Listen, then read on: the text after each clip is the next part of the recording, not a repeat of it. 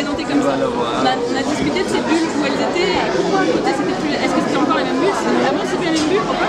Il y a eu un des trucs très marrants sur la rue de la Mare, où en fait nous on disait est-ce qu'on est à Belleville, enfin c'est où Belleville, ça s'arrête où. Après tout, moi j'ai pas de définition de Belleville, je sais pas, quand je fais une carte subjective de Belleville, mais je sais pas où Belleville s'arrête. Les gens venaient nous voir en disant mais vous allez pouvoir nous renseigner, alors est-ce qu'on habite à Belleville ou pas. On disait bah non, je sais pas, vous allez nous renseigner si on habite à Belleville ou pas. En fait moi j'en sais rien, je suis pas de Belleville, je connais pas.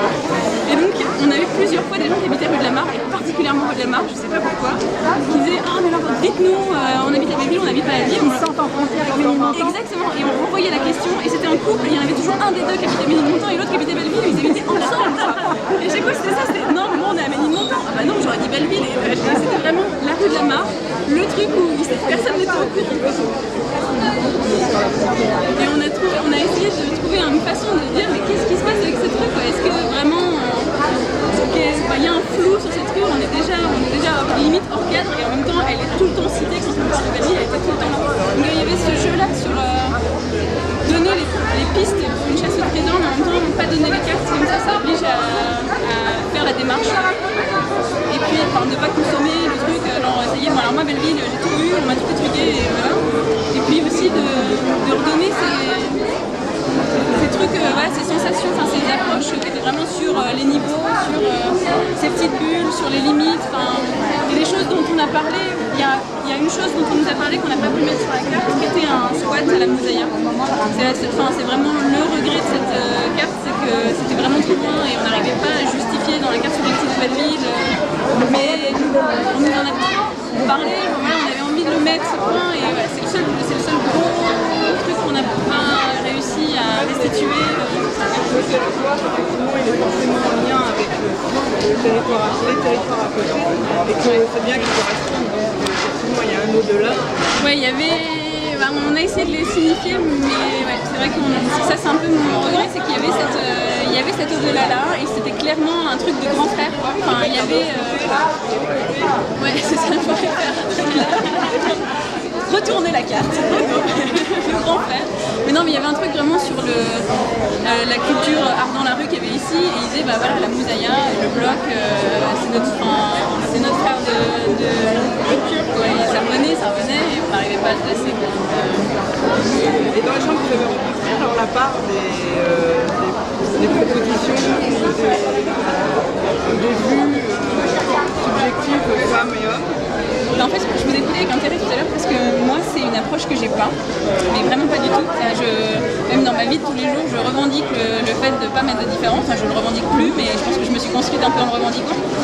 Et je me rends compte que maintenant, de plus en plus, quand on nous sollicite l'association, on nous demande aussi de répondre à des problématiques comme ça. On voudrait travailler sur cet espace, mais il est surtout investi par des hommes et il faudrait trouver une façon d'appeler les femmes, etc. Et en fait, moi, je me sens démunie parce que j'ai pas regardé ça. Je ne sais pas, en fait. Quand on était dans la rue en train d'échanger avec les gens, il y avait hommes et femmes tout confondus parce qu'on s'adressait à eux de la même façon, qu'on allait les chercher. Et il y a eu sûrement des moments où il n'y avait que des hommes autour de la carte, il y avait des moments où c'était mélangé, et sûrement des moments où il n'y avait que les femmes. Mais j'ai pas eu cette... En fait, il y a très récemment là, qu'on s'est retrouvés dans un projet où on nous a demandé de répondre à cette question du genre, et jusqu'à je suis désolée, mais je suis démunie avec cette question du genre. J'ai jamais réfléchi à la question. Oui, bien sûr, ça m'est arrivé de penser au rythme, à la façon, à la gestion des assises, au regard, pour me dire, pour que chacun ait sa place, mais sans mettre une étiquette de genre sur le chacun en question. Donc c'est vrai que c'est une étape que j'ai pas fait ce travail en fait. Je sais pas. Non mais bon, oui, ça paraît au contraire très genré. Enfin, finalement, bon, c'est pas un problème en soi. Il n'y a pas une vision masculine ou féminine. Moi, c'est ce que je comprends en tout cas des théories, ou en tout cas qui se réfèrent aux études du genre. C'est-à-dire qu'effectivement, il n'y a pas une volonté féministe, par exemple. Si on s'y intéresse pas, on voit pas de choses remonter. Si on s'y intéresse, c'est très intéressant.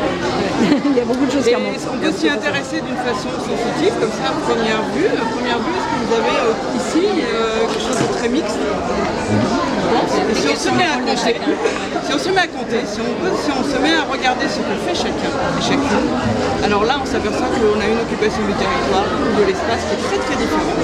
Et qu'on a, jusqu'à maintenant, ce qu'on observe, de toute façon, on a encore un modèle masculin qui domine. projet de l'association, on avait plutôt la dynamique inverse. Point de rassemblement, ça propose vraiment juste d'accompagner des habitants dans la prise de pouvoir sur la création de solutions à leurs besoins, en fait, en disant on peut faire, on peut réfléchir ensemble à trouver des solutions à nos besoins. Donc notre cause c'était ça. Et finalement, on avait beaucoup plus de répondants à l'initiation des démarches auprès des femmes, en fait. Et on a eu, c'est maintenant que j'y pense, mais on a eu au tout début de notre premier projet une réflexion sur oui, les femmes viennent, pourquoi elles viennent, et pourquoi les hommes, a priori, passent, écoutent vaguement et considèrent qu'il y a autre chose à penser. Et on avait pas mal réfléchi aux outils, au temps, aux actions qu'on proposait. Je me souviens que la première fois, bêtement, on s'était dit, bon, on fait un atelier bricolage, parce que moi, allez, c'est bricolage. Quand on enlève le petit fil, non, mais c'est vrai, finalement, il y a des moments comme ça où on se disait, et c'était ridicule parce que finalement, le bricolage, ça marchait avec tout le monde. Ça a certes amené des papas avec leurs enfants, mais ça marche avec tout le monde. Les femmes étaient loin d'être les dernières à bricoler leurs chaises et juste pas de la même façon. Mais c'est vrai que sur le coup, c'était la première chose un peu bête et immédiate à laquelle on avait pensé comme solution pour sortir. Vraiment, je parle du tout début des actions, quand personne nous connaît, qu'on s'installe dans la rue, qu'on va à la rencontre des gens. Oui, aller à la rencontre des gens, finalement, c'est rare que les plus réceptifs tout de suite, ce soient les hommes. Donc les hommes, quelque part, il y a toujours un petit fil à dérouler pour les impliquer dans la démarche. Il y a un côté aussi où, non mais ma femme est avec vous. Mais a priori... Alors, je sais pas, est-ce que ça s'est passé ou pas? C'est une question. Est-ce qu'à un moment donné, quand il a fallu peut-être théoriser, formaliser, est-ce qu'à ce moment-là, il y a eu une bascule ou pas du tout? Non. En fait, la bascule, elle avait déjà été faite. C'est-à-dire que le projet dont je parle, on est resté 2 ans à consolider un groupe et à l'amener à se fédérer. Et alors ce groupe homme-femme ou pas? Pardon? Est-ce qu'il y avait des hommes et des femmes? Oui, hommes et femmes. Après, c'est dans la prise de parole, dans les événements, dans la représentation, où là, les hommes, bizarrement, sont un peu absents. Mais dans la façon de déterminer les rencontres, nous, vraiment sur le projet, à chaque fois qu'on a dit on fait une table ronde, on va rencontrer les gens, alors là, toutes les femmes sont là. Mais peut-être aussi parce que pour une fois c'est possible et que vu que c'est dans le projet, en fait je peux m'asseoir à la table, je peux prendre le micro et personne ne va me dire non, etc. Et les enfants? Les hommes, les femmes et les enfants, oui, il y a beaucoup d'enfants. Mais par contre, les hommes à ce moment-là, ils sont pas vraiment là, ils vont pas trop prendre la parole. Par contre, le groupe constitué, il fonctionnait avec hommes et femmes et enfants.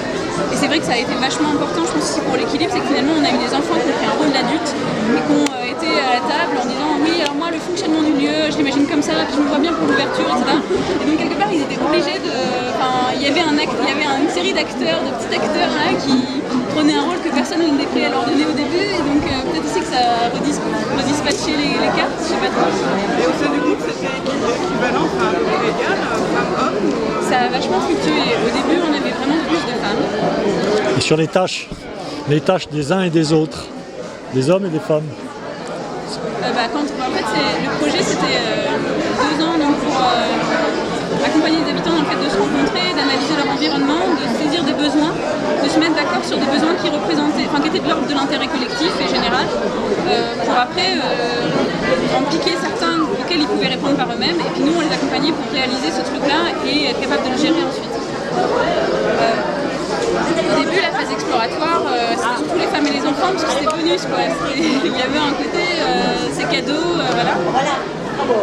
Et nous, on s'est rendu compte aussi qu'on avait pris peut-être un peu trop ce format-là, et tout à l'heure, on est allé chercher davantage, en expliquant davantage la démarche, on explique surtout davantage l'objectif final. Non, on n'est pas là pour faire des ateliers samedi après-midi, quoi. Et à partir de là, ça s'est mélangé davantage. Au moment du chantier, les rôles étaient très partagés. En fait, il y avait des hommes qui nous aidaient sur le chantier, quelques femmes jeunes avec leurs enfants. Et c'était plutôt des questions d'âge que des questions de genre pour le coup. C'était les vieux qui faisaient les lessives, la bouffe, qui organisaient le truc, qui faisaient l'entrée, l'accueil du chantier en expliquant aux gens, etc. Et puis les autres derrière qui qui nous accompagnait, qui poussait et qui faisait des petites choses. Après, bien sûr, les femmes, enfin, vu que personne n'était habitué à bricoler et à construire, on n'emmène pas les gens aussi loin. Les hommes, ils ont quand même un peu plus de facilité à se projeter dans une action, parce qu'ils se disent que même culturellement, il y a un modèle qui fait qu'a priori c'est possible, alors qu'une femme se dit que peut-être a priori elle va avoir plus de mal. Il n'empêche que les femmes finissaient par prendre la scie circulaire, voilà, c'est juste au début, elles rigolent un peu, elles se disent je vais pas y arriver, puis comme elles voient qu'en fait on est 7 et qu'il y a 5 filles sur 7, a priori c'est possible, elles peuvent faire et elles le font. Pourquoi le modèle est super? Ouais, mais c'était un peu marrant parce que vraiment au début il y avait un côté, elle ricanait en faisant en disant circulaire, quoi. Et à la fin elle faisait la scie circulaire, elle avait oublié que. Yes, we can. Ouais. Ouais, ça marche sur quelques trucs. Je pense pas que ça révolutionne la planète, mais bizarrement, il y avait aussi, je crois que cette démarche-là, elle a réussi à certains hommes. Sur ce quartier-là précisément, en fait, il y avait deux hommes qui étaient en difficulté parce que parlant très mal français, ayant du mal à se faire comprendre, etc. Et donc avec des femmes vraiment qui imposaient. Et bizarrement, en fait, dans le projet au début, c'était la femme qui était là. En fait, la femme est partie et l'homme est resté et il a trouvé sa place. Enfin, il a trouvé son existence sociale. Enfin, quelque part, il s'est fait des amis.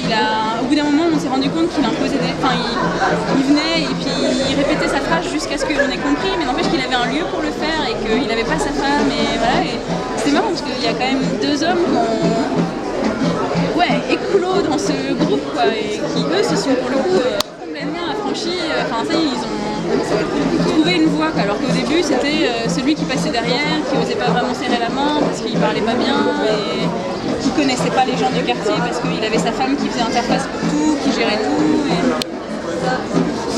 Et finalement c'est lui qui reste, enfin, c'est lui qui aujourd'hui gère les clés, tu vas pas danser la première. remplit le petit agenda du groupe en disant